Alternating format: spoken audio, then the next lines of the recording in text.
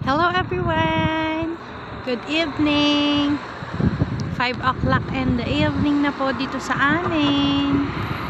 Ayan, madilim na. Ayan, kamusta na po tayo lahat? At malakas ang hangin. Talagang madadala pag hindi kumapit sa tainga. Ayan, lakas ang hangin. Parang may bagyo. Ayan, okay tayo nyo naman. Oh, yung mga nakasampay doon sa bintana nung senyora. Ayan, oh. Ayan, talaga ang lakas ng hihip ng hangin, oh. Sobra. Ingat po tayo lahat at mag suot ng tamang damit, maglagay ng bonnet at nang hindi po tayo magkasakit. Mahirap po pag nagkasakit na. Nako. Ayan. Ayan, ito po ang aming tanawin dito sa amin kapag gabi. Ayan, ang ganda pa rin. Yung tanawin, oh, nakakatuwa siya. And ayan, love ko to talaga. Ayan. Yung aming bundok. Ayan. Aming bundok. Ano, nabili na. Ayuto. Ayan. Hindi po buwan yan nakikita ninyo. Ilaw laang yan. Ayan. Ayan, at talagang malakas po ang hangin. Doon sa amin sa 9th floor. Kung alam nyo lang, yung pati yung tubig sa bowl, yung nauga. Ayan.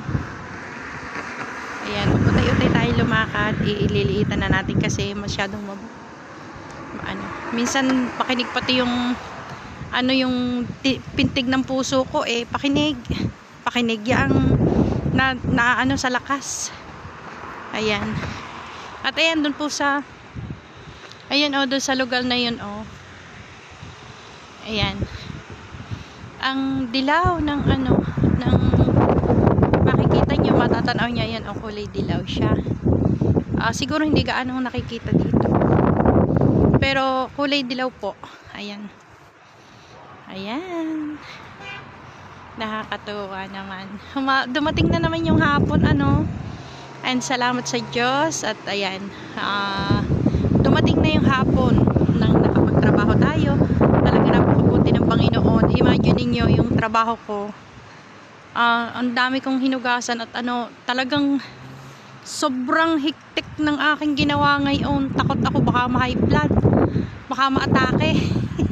Sa tindi po talaga ng ako'y mabagal magtrabaho dahil gusto ko ang tinarabaho ko ay yung talagang malinis na malinis. Dahil hindi po ako yung tipo na kapag nagtrabaho ka, mabilis malinis. Ako po mabagal, pero sigurado naman po akong aking tinarabaho ay husay. Ayun nga lang po, talagang mabagal. Ay talaga naman ko. Naabutan pa ako ng amo, ang aking garti pulang pula. Saka tatakbo dun sa bahay. Pero alam mo niya, nakakatuwa. Salamat sa Diyos. Lagi namang nararamdaman ko siya. Pero kanina talagang alam kong tinulungan niya ako. Kung paano akong maging mabilis, kung paano malinis ko yung 1 oras at kalahati po yung aking nilinis ay 2 banyo. At saka yung 3 kwarto na ay malinis naman siya. Kasi malinis yung katulong doon, mabilis din magtrabaho. Hindi ako, mabagal lang magtrabaho. Pero talagang salamat sa Diyos na kaya ko. Dahil simula po talaga kaninang umaga, yun ang inaano ko, yung pinoproblema ko. Kaya, ayun, salamat sa Diyos. At ayan, thank you Lord, I love you. Bye-bye po. Kaya wag po tayong mawalan ng pag-asa. Lahat pong ating gagawin, lahat nating kahit simpleng bagay, isama natin ang Panginoon at talagang naniniwala ako na maganda po yung resulta. Ayan, unahin natin siya. Okay, salamat. I love you all. God bless us always.